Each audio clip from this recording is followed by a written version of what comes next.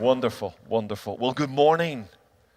What an amazing introduction in terms of the advice that Bobby has given us. So good. And it is wonderful not only to see so many people, but the buzz in the place. It's really lovely. And many of you were here sort of to quite late last night, and then you're out again on a Saturday. I'm so conscious that for many of us, Saturday is one of our main days. It's a day off, or it's a family day, or it's a day when we get stuff done around our house. For some of us, it is our Sabbath. And so you have taken a day to invest in yourself. And I hope it will feel like an investment by the end of the day. It is an enormous privilege for me to be here. And right off the bat, I just want to say, though we're going to be looking at some leadership issues together, I'm still learning this thing. It's leadership and life's a funny thing. The more we go on with life, the more we're sort of sure of some of the stuff we know and a little bit more clear about the stuff we don't know. And we are learning all the time. And I find myself opening up the Bible every day and thinking, how did I miss that? I've read the Bible from cover to cover and studied it all my adult life. I think, where has that been hiding for all this time? And I find that about life. I love being around people who provoke me, who sharpen me, who affirm me and bless me, but also who believe in me. They want me to grow. And that's made me overall a much better person. So sort of throughout today, we're going to talk about those principles. So things that I'm about to share with you today, I'm not offering to you as just academic advice. Everything that I will talk about today, in whatever form we talk about it, are things that I not only believe, but would be practicing. And we'll talk about some of that as we go. So there are things that I believe in and have seen the effect and power of. And hopefully, in some level of my journey, it helps you with yours. I'm conscious that there will be those in the room who know this stuff or know stuff like it. Maybe you can teach it better than me. I get all of that. But I've been in days like this too, where, as Bobby says, it has been one thing. And that one thing has made a difference to everything. And so it might be one idea, one thought, one moment of revelation, one insight from the Holy Spirit that makes your personal journey as a follower of Jesus and maybe your journey as a leader really advance and go forward. So it's my joy to be teaching today. As you can see from the screen, I'm going to broadly position this in a self-leadership conversation, and we'll move it along that sort of trajectory. Our sort of subtext for our first session up to about 10:30, and then you can have a comfort break and maybe grab some more cakes and fruit and stuff. That we're going to be looking at grow on purpose in the context of that. So I'm going to read something from the Bible. If you'd like to follow this, it's going to be found in Proverbs chapter 4. I love Proverbs. I rotate Proverbs every month in my daily devotion, so just part of my rotational devotional liturgy that I do. And Proverbs chapter 4, verse 23 is where I want to read. So I'm going to read this initially from the NIV, so if you've got a different version, just follow with me. And it says this, verse 23, chapter 4, "Above all else, guard your heart, for everything you do flows from it. Keep your mouth free from perversity. Keep corrupt talk far from your lips. Let your eyes look straight ahead. Fix your gaze directly before you. Give careful thought to the paths for your feet, and be steadfast in all your ways. Do not turn to the right or the left.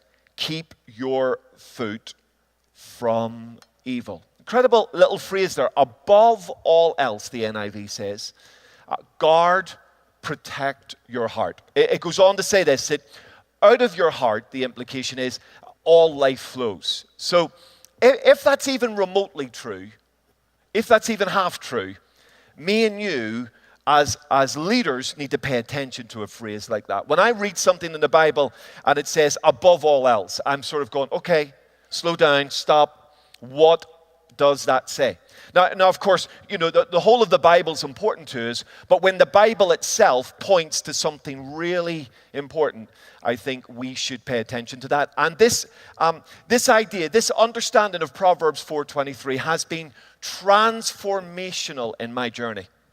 And it has helped me both as a follower of Jesus to follow him, but it has also helped me as a leader in helping to lead other people. Because there's a dual thing going on in my world. I'm trying to follow Jesus. I'm trying to be an understanding of what it means to be a disciple of him, because that's our first call, right?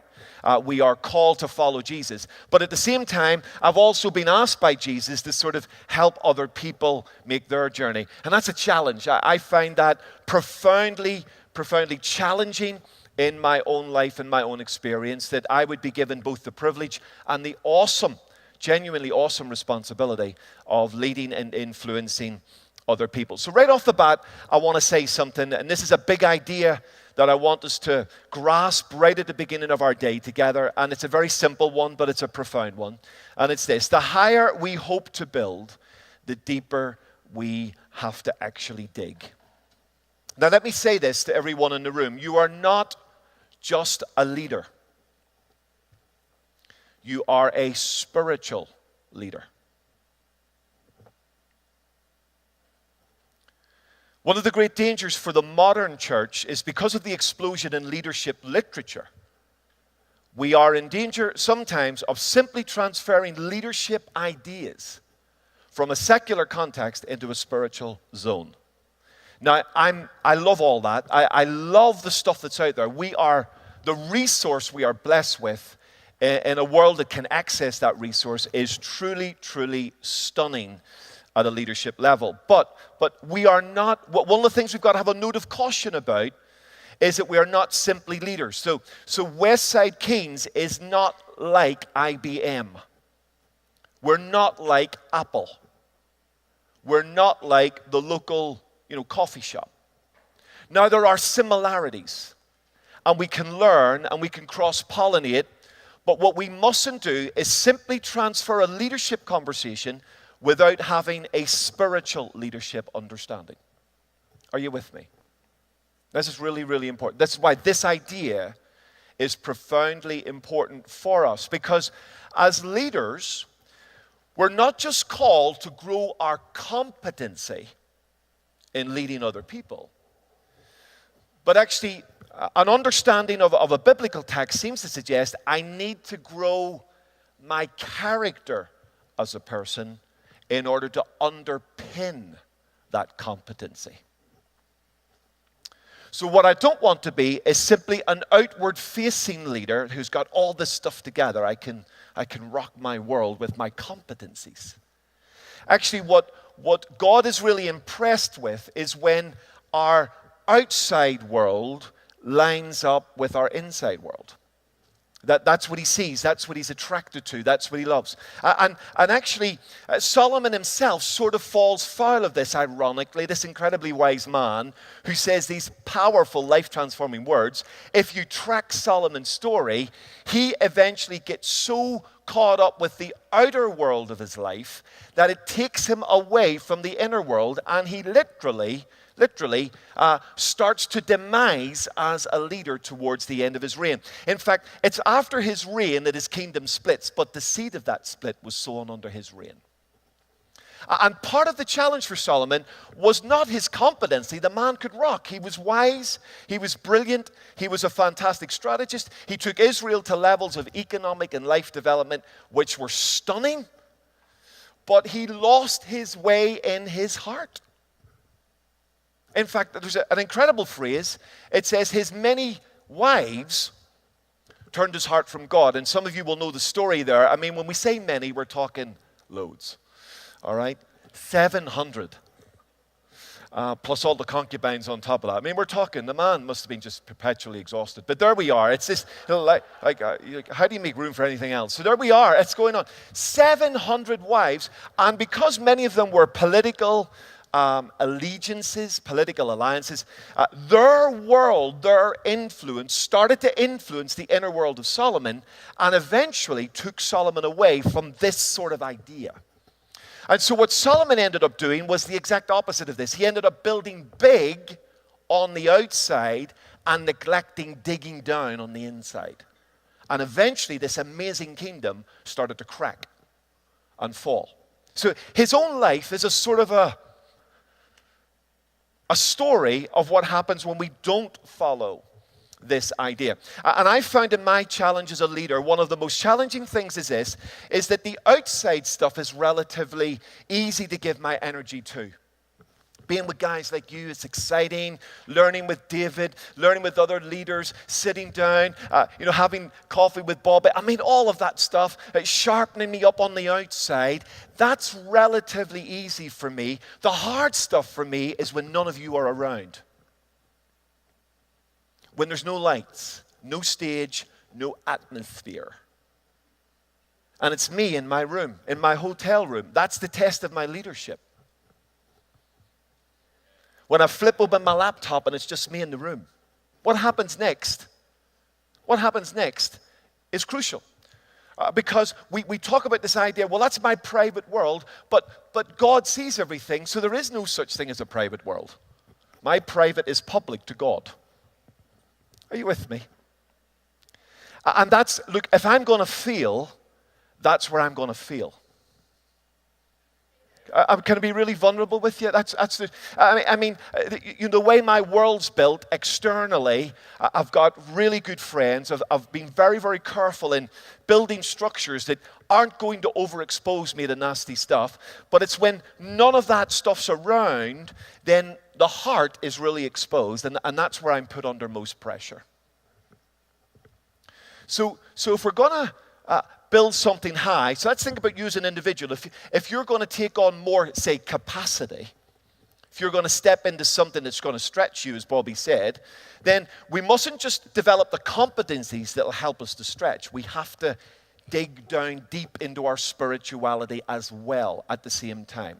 It's a never-ending journey that we need to commit ourselves to. If we're going to grow as Westside Canes, if we're going to push a bit further as a community, what we must be careful about doing is not so stretching our competencies that they take us away from our spirituality.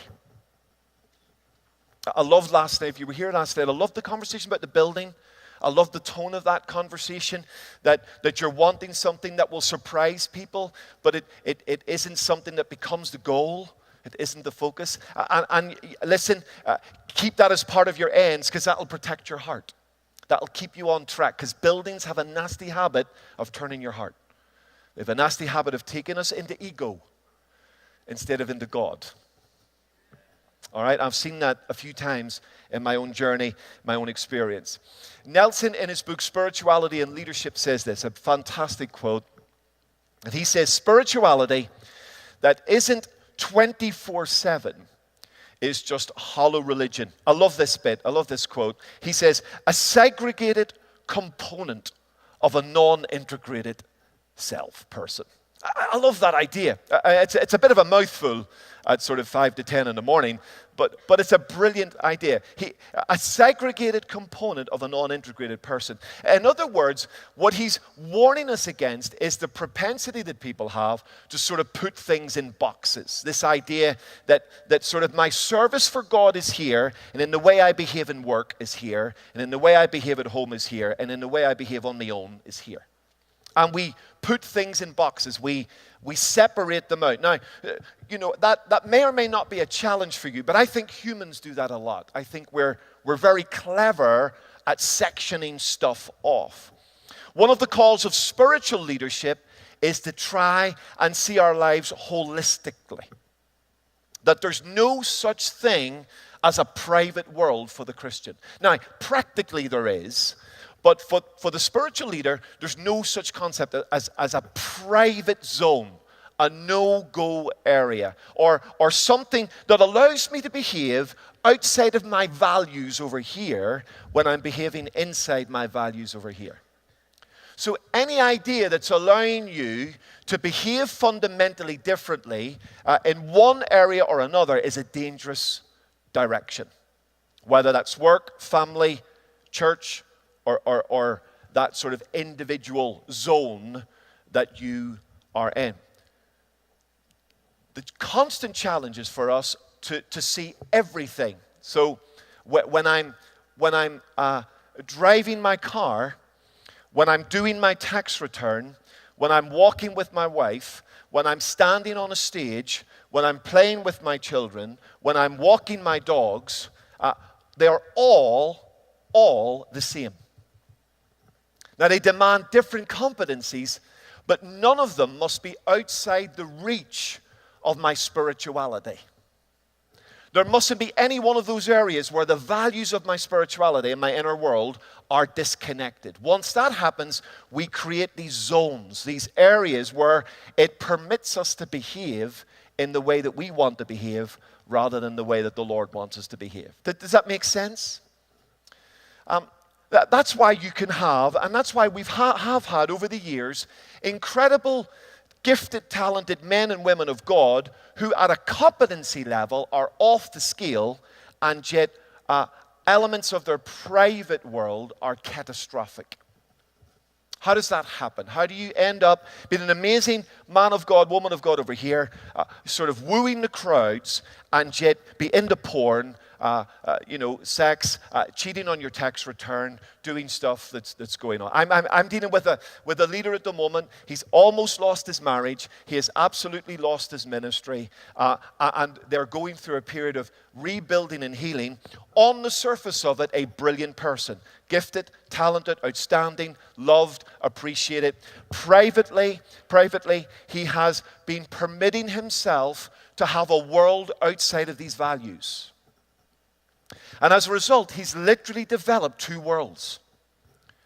And unfortunately for him, but fortunately for us, those two worlds have now collided, and we have an incredible rupture that's taking place. And one of the conversations having with his wife, she said, how is this possible? How is it possible to be one thing on the outside and another thing on the inside? Well, humans are brilliant at that. I mean, that's we are really good at that. And if you permit yourself a private zone where your values don't kick in, and then you permit yourself a public zone, that's where that can happen. Now, I know that's an extreme example, but that's a challenge for me every day in a less extreme level, where if I'm not careful, I can permit myself to be one thing when you're not looking and another thing when you are. Make sense? I don't think the world wants us to be perfect. I think the world does want us to be authentic. Now, you can be nasty authentic, but authentic in this sense that what we're saying to the world is what we are. What we're asking them to do is what we are doing. What we're preaching, we are living. What we're selling, we are smoking. Do you know what I mean? That's probably a bad analogy right there at the end. But I just thought I'd make sure you're paying attention. And you are, so that's good. Every now and again I'll do that. So the inside and the outside are one. Now, I know I'm speaking to a room that knows that. And I know that. And yet every day I intentionally remind myself of that. I have to. Or else, being the sort of broken human I am, I will permit myself to do certain things in the unseen world that will potentially hurt the seen world. Are you with me? So we are not simply leaders. What we're not looking for, forgive my language, I'm using a we here. What I think the local church is not looking for are just really competent leaders who can do a really competent leadership job. What we're looking for are disciples who are living out the ideas that we're trying to teach to other people. And so, yes, we're growing in our competency, but we're also growing in our spirituality and discipleship. And hearing you last night, I think that's the value system you're trying to build here. You want a community of disciples. Well, that idea of discipleship is not just for the bloke walking in tomorrow morning for the first time. Discipleship is not a course. Hey, I did my 4-week discipleship course. Well, good for you. That's marvelous. I'm finding that discipleship is a lifestyle. The word disciple in a New Testament context literally means learner, one who learns, one committed to the pathway of learning. And I am finding in my own journey, even though I've been a Christian since I was 8, and I'm now 52, I'm finding myself having to pay serious attention to stuff I know. And what I'm finding is if I don't pay attention to that, I can lose grip on it. Does that make sense to you? So if we're not careful, our world starts to look a little bit like this. We get this sort of visible world, the public world. And I'm dealing with a group of people this morning, probably in your own world and influence. You're competent and you are engaging in lots of things. You've probably got multiple layers of your life in a public domain: family, jobs, careers, hobbies, things you love to do. And actually, as humans, we are attracted to that. When we judge a person, we judge them by what they do above the line. The sort of car they drive, the size of their home, the badge on their clothes, the watch on their wrist. You know, those deep things that we judge people by. And if we're not careful as Christians, we slip into that. We make a judgment by what we see. And if we're slipping into that, here's the danger. We then think that's the most important thing. That's what we've got to do. We've got to make that bit look amazing. Now, don't hear what I'm not saying. We need to be competent people. So all that above the line stuff requires competency, but it's not the most important thing. In fact, what the Bible worldview seems to teach us, it's the invisible, private stuff. And again, I'm making a false separation there, but it's that invisible private stuff is the stuff that nobody really sees. It's not that exciting. No one rushes up to me usually and wants to know about my devotional routine. You know, what they want to know about, how do I manage my time better? How do I be a better leader? How can I do this better? How can I do that better? And I totally get that. I totally do. And that's fine. But that's the problem. We tend to push most of our energy in leadership development towards competencies externally. And we've got to continue to do that. But my appeal to you is that we've also got to drill down. We've got to dig in and make sure we are building a community of leaders that take the invisible stuff, or the so-called private stuff, as seriously as the public stuff. Because what I've discovered is this, that the more stuff you put in your life above the line, the more pressure it exerts under the line. It's just, I'm not an expert in this, but if you build a higher building, the sheer weight and pressure that is exerting on the foundation is massive. If the foundation is not sound, the higher the levels, they are simply going to exploit the flaws and the weaknesses within that. And again, in my experience as a leader, I've seen wonderful leaders overcook above the line. They put too many things above the line, overstretch their competencies, and then it puts unbearable pressure below the line stuff, which ultimately undoes them. I think that's what happens to Solomon. I think Solomon gets excited, he gets carried away, he starts to believe his own PR. And he ends up overstretching his competencies while neglecting his character and private world development. And as a result, this amazing world he builds collapses all around him after his passing. He leaves a very divisive legacy, which I know wouldn't be a popular opinion, but it's mine, and feel free to disagree with that. So our world sort of ends up looking a little bit like this. You've seen this sort of image before. The ego, the human pride, is drawn to the stuff above the line. God is drawn to the stuff under the waterline. That's what he's after. And that's what he's looking for all the time. That's why he's probing for the heart. He's probing for the who, not just the what. He's probing for who, not just what. And that's what he's interested in, and that's what he wants. Does that make sense to you? Now, I know you may know this stuff, so please forgive me if it feels like I'm teaching you things you already know, but I am making absolutely no apology for it, because every single leader I've ever sat with who has fallen, collapsed, or cracked, it has been because the stuff below the line has been almost entirely neglected.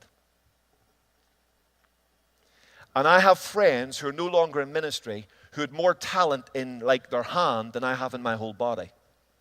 And they're now doing something that they don't want to do because of some of these issues. So it doesn't matter how brilliant we are, it's the stuff under the line is either going to undermine our brilliance or it's going to underpin our brilliance.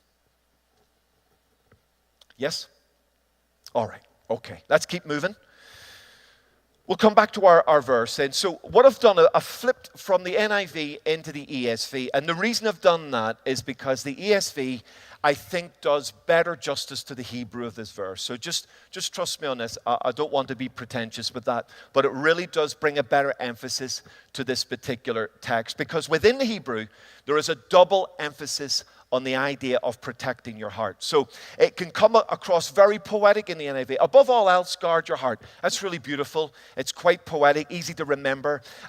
But in the Hebrew, there's a double emphasis on the protection. And I think the ESV picks this up a little bit when it says this: keep your heart with all vigilance.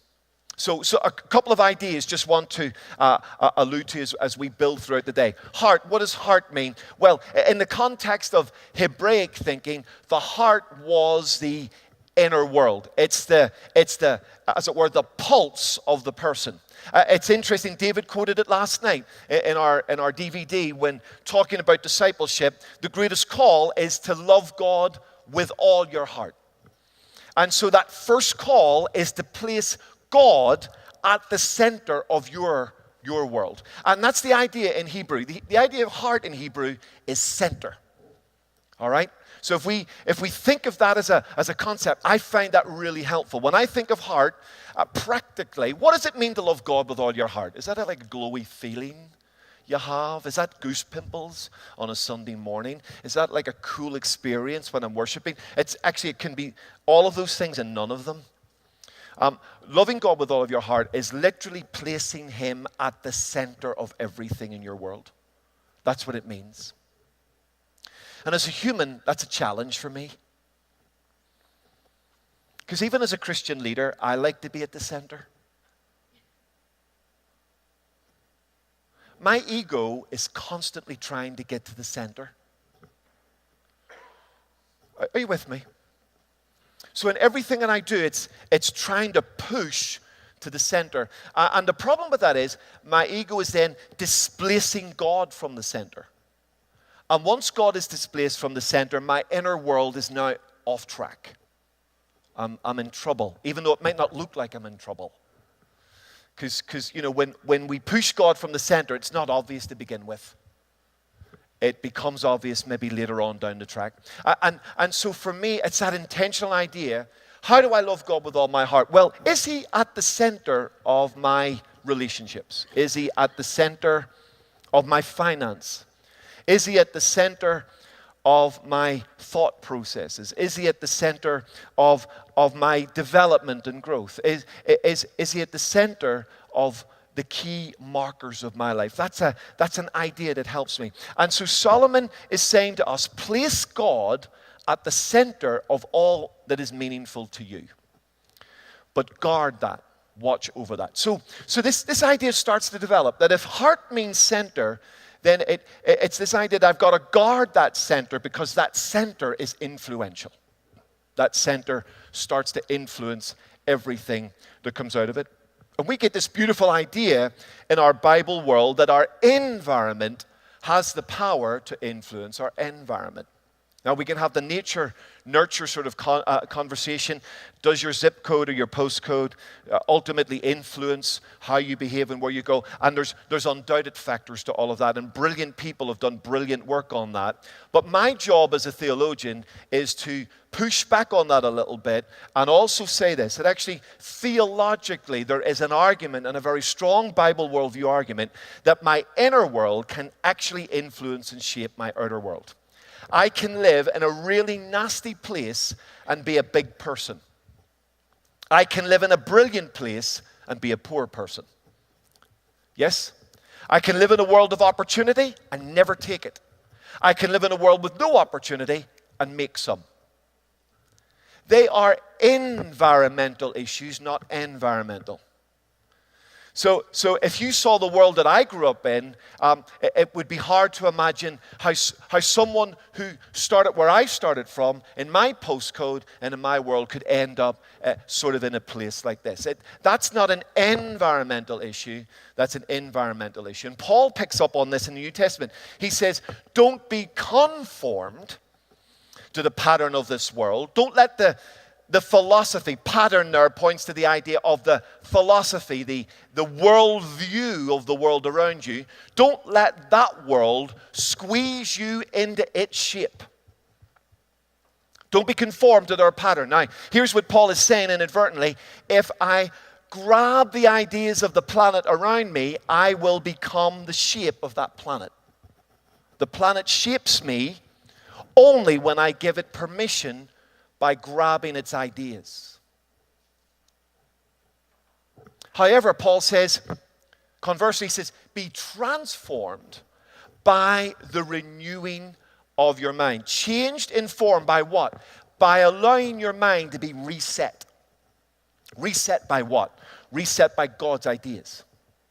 So in this verse, we've got a fantastic clash of worldviews. And it's saying this: if I allow my mind, my heart, my inner world, the center, to be influenced by the way the world around me thinks and believes, I will take on the shape of that world. But if I am prepared to allow my heart, my inner world, my mind, to be shaped by God views, I automatically start to change form. So we don't change because we try to change. We change because something fundamental in our belief system has changed. So we, as Christians, we would use language like revelation. We've had a revelation, an insight. The penny has dropped. The lights come on. Boom. I see it. Wow. Love it. And because of that revelation, my mind gets rewired. And out of the rewiring of my mind, my behavior automatically changes. I'm not trying to change. It's the thought processes are demanding change. And therefore, I am changing. Yes? Is that okay? So like, and I don't know what it's like in your world. I worked in a school for a little while. I was moving from our first pioneer church into a repurposing church, and in the little crossover, I had a couple of months working in a local church. I just didn't want to sit on my hands, so I took a part-time job as a special needs assistant. I shadowed special needs children in mainstream education. It was a fantastic job. I really loved it. One of the classes I shadowed these kids in was a science class. Now, I have to say this. The science teacher was pretty awful. And I'm not quite sure why he was there every day. He clearly wasn't enjoying teaching, and he definitely didn't like to teach this group of people. And he would often put videos on, or he would open up a book and say, read that, and then he would leave the room. And one day, the last two periods of a Thursday, he put this video on about smoking, the dangers of smoking, and he left the room. And this video was horrific. I mean, horrific. It was like XXX rated video. Images of cancer, patients. I mean, it was off the scale horrific. As I'm looking around my class of 15-year-olds, they're all messing around, having an amazing time. One trickster literally got his packet of cigarettes out and was sort of pretending to smoke in the class. Had the brains not to light up in the room. But he's sitting there with his cigarette in his hand while we're watching a video on cancer caused by smoking. All right? And I suddenly had this incredible moment. Here's information on the screen that hasn't yet become a transformational revelation to these kids. That information is somebody else. Someone else will die of cancer. Someone else will do this. My granny smoked 29 cigarettes a day for 640 years, and she's fine. All right? So what's happening is they're seeing something informationally. Information never transforms. Information informs. Revelation transforms.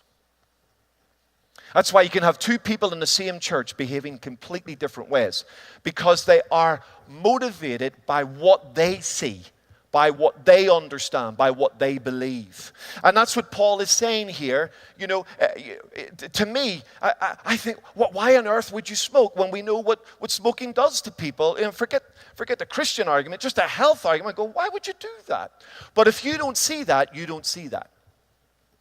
If you don't think that's going to help and affect you, then you don't pay attention to it. For me, that's a revelation, and therefore it's changed my belief system. It's changed my behavior. So I wouldn't go near that for love nor money. For other people, it's not a problem. And that's the tension here. There's an awful lot of people in our churches who are behaving because we've told them to behave like that. When they leave this building, they go back to behaving according to their own belief system. That's why they look good on Sunday and you go, why on earth are they doing that on a Monday? Because what they're doing on a Monday is what they really believe. What they're doing on Sunday is what you believe. They're conforming. They're not transforming. Come on, are you with me? I have this with my 17-year-old daughter. She's an amazing girl, highly, highly intelligent, brilliant girl, and she lives in the most untidy room on the planet. Seriously, I know somebody's maybe going to come at me and go, no, you haven't met my son or my daughter. No, that's compare pictures. Let's check this out. This is, my goodness. Now, it's amazing when my daughter is outside of her room in the world of our home, she conforms to tidiness because the dominant adults in that world, me and my wife, are sort of tidy people.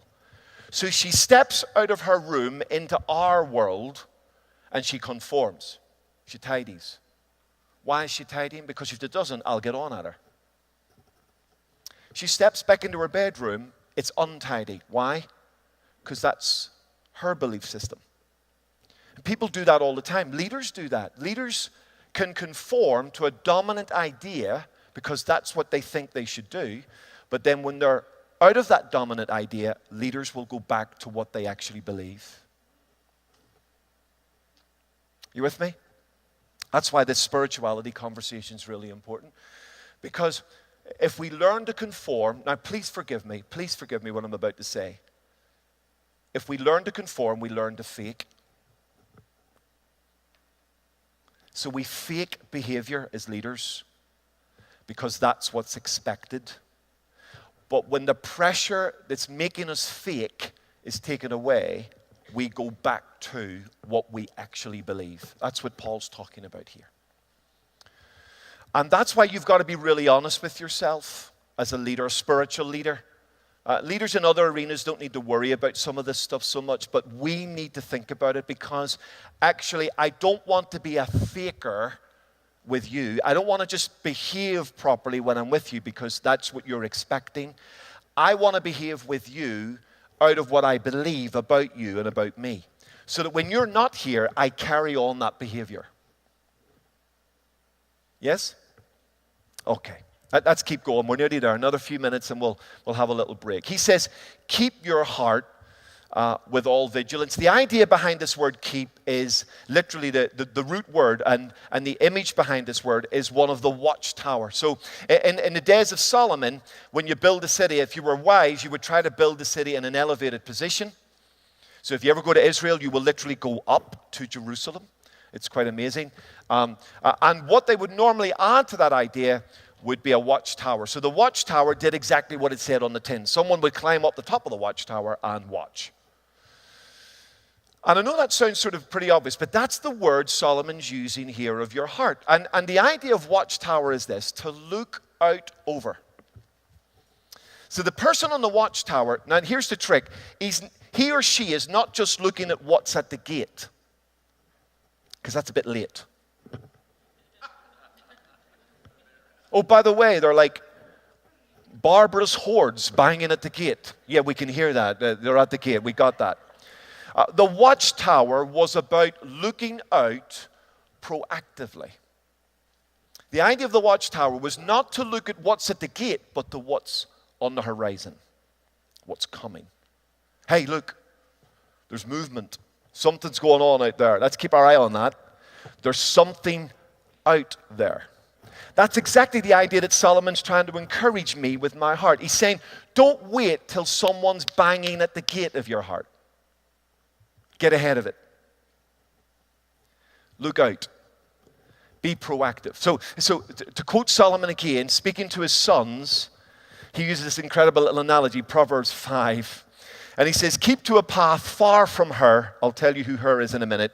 Do not go near the door of her house. Now, Solomon has this controversial to us, not controversial to him, sort of idea that wisdom in the book of Proverbs is seen as a beautiful, virtuous woman that you really should take home and marry. She's amazing. And the idea of wisdom as a woman, he's speaking to his sons, remember. He's saying this, embrace her. This is not a one-night stand. This is not a fling. Marry this woman. Give yourself to her. Esteem her. Throw yourself totally into her, because if you do, if you marry her, she's going to make you look much better than you are. Conversely, when he speaks about folly or stupidity, he talks of the image of the prostitute.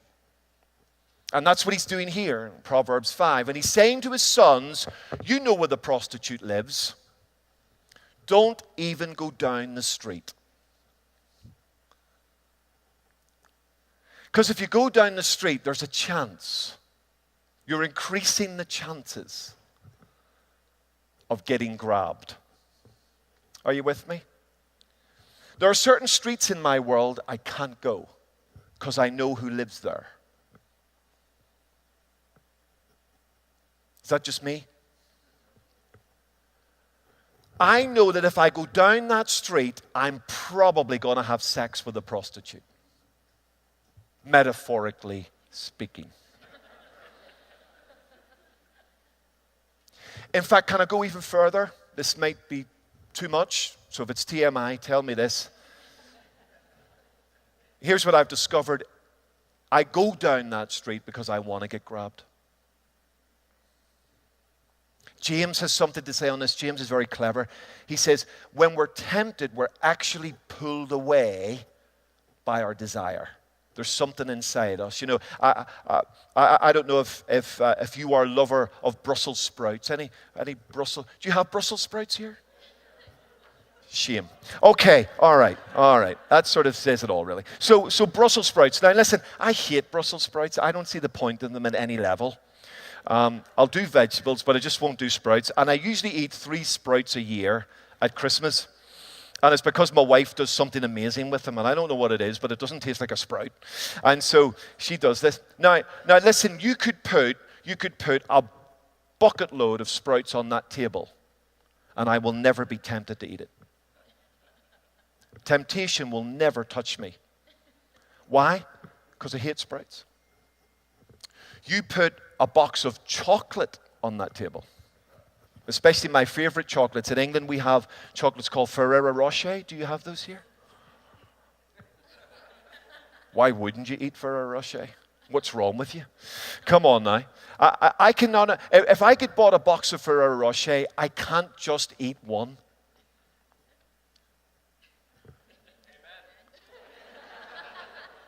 Some honest people in the room. Thank you. I'm eating them all. So I could demolish a box of Ferrero Rocher with a coffee. No problem. Dad, can I have one? No.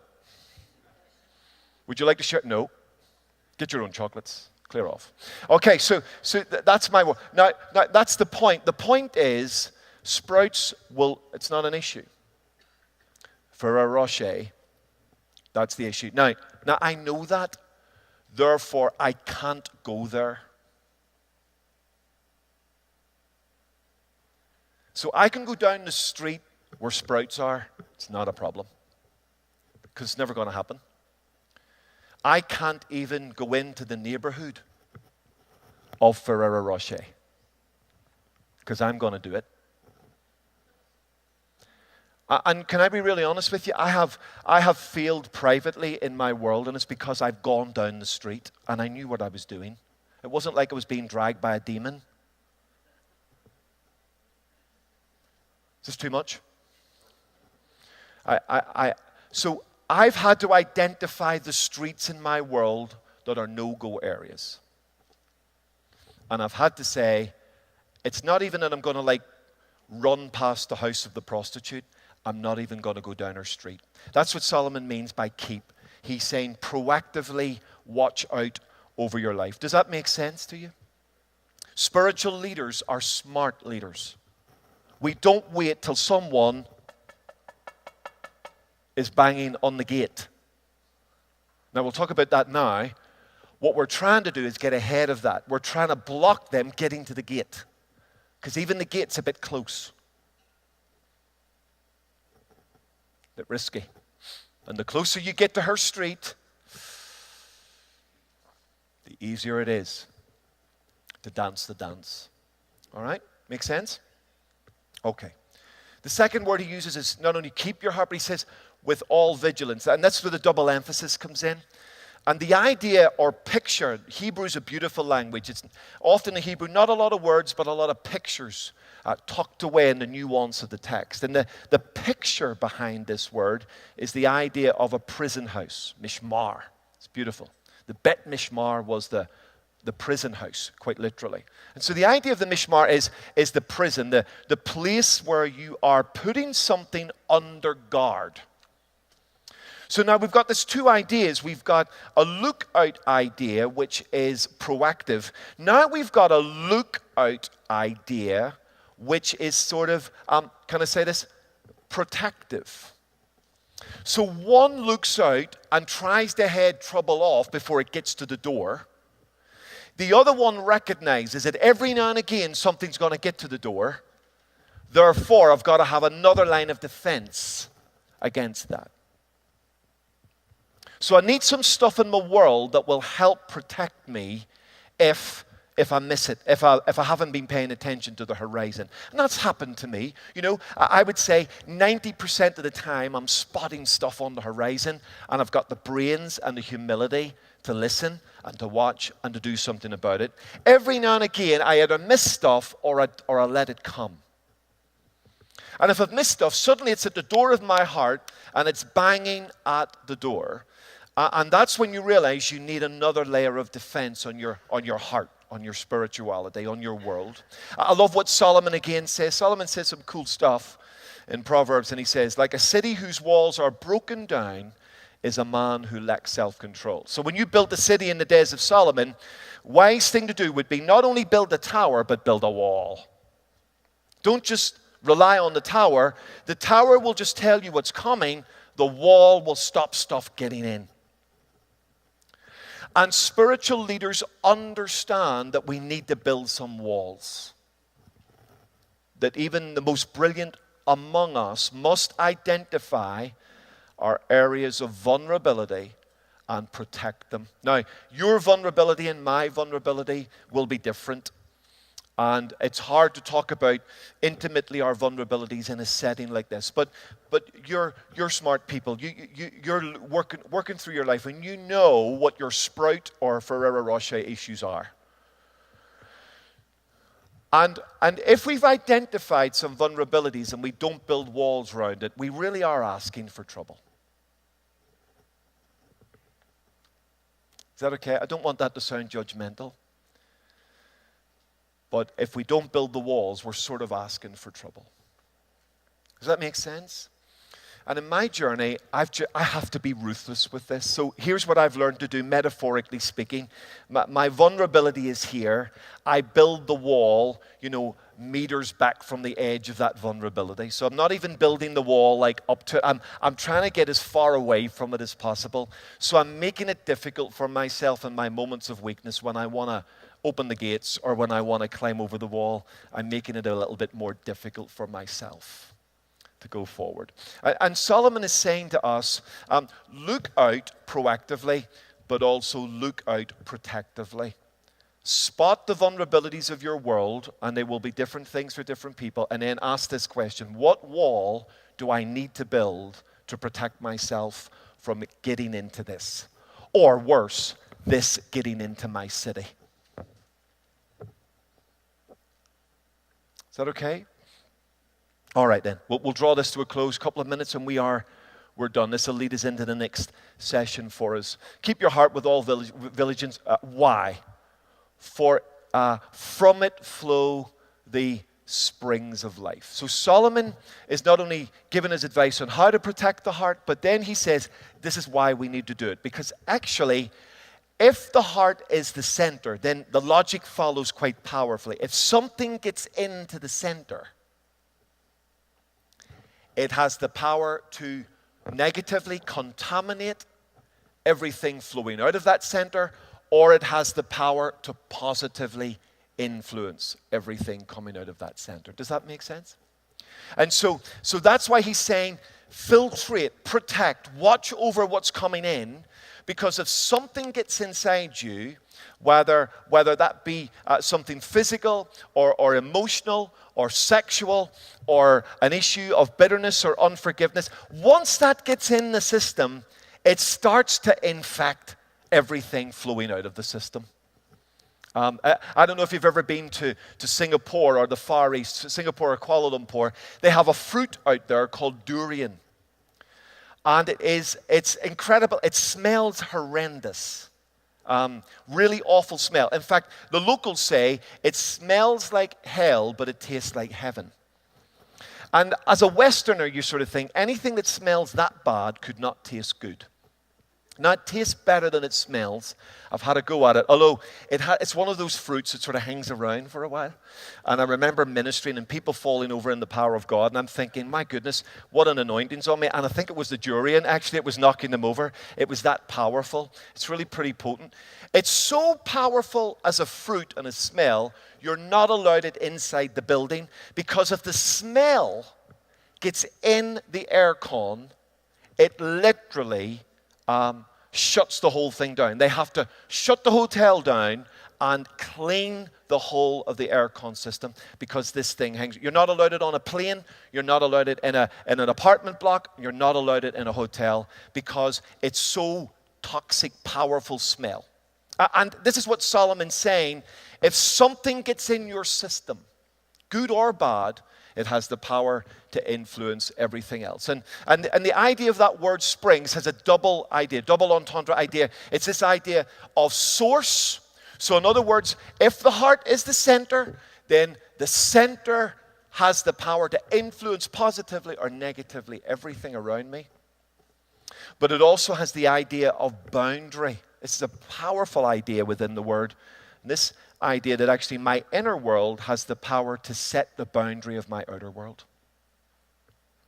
Now think about that. Even if you don't want to go the whole way with that idea, even if that's partly true, that's a powerful principle. That the condition of my inner world could literally restrict or expand my boundaries. That the condition of my inner world will either contaminate or empower the system.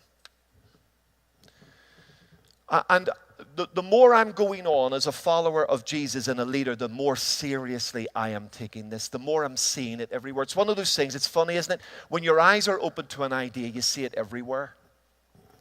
And it's amazing, I see this virtually everywhere I go. I meet people whose outflow is positive and dynamic because something really immense is happening in their inner world. I've met people whose world around them should really be restricting them and hemming them in, and yet they're living bigger than their world is dictating. Something's going on the inside that is bigger than the outside. That's a dynamic Bible worldview idea. And remember, as I started with, and I'll finish with now as we go to the break, you are not just a leader. You are a spiritual leader. You're not just called to be competent, you're called to be men and women of character. We're not just called to lead others, we're called to lead ourselves. And the call is inside out.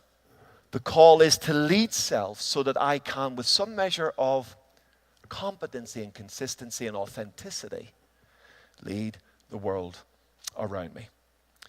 Is that okay? Can I just pray and then I'll hand over to David and we'll go to a break? Is that okay? All right, then let me just pray. Lord Jesus, we want to thank you for the truth of your word that speaks into our modern lives. Truth though ancient, thousands of years old, Lord, still speaks to us. And Lord, I pray today for every person in this room that, Lord, as we've opened up our heart to you today, I pray that we will be men and women sensitive to the heart, not simply committed to issues of competency and doing things better, but also committed to digging deeper. And so, Holy Spirit, I pray that words, phrases, thoughts that can become revelation right now will be, as it were, protected by you. As we go to the break, none of it will be lost or dissipate. But Holy Spirit, I pray that seed on good soil will burrow into hearts and bring transformation in our thoughts and behavior. In Jesus' name. Amen. Bless you. Thank you.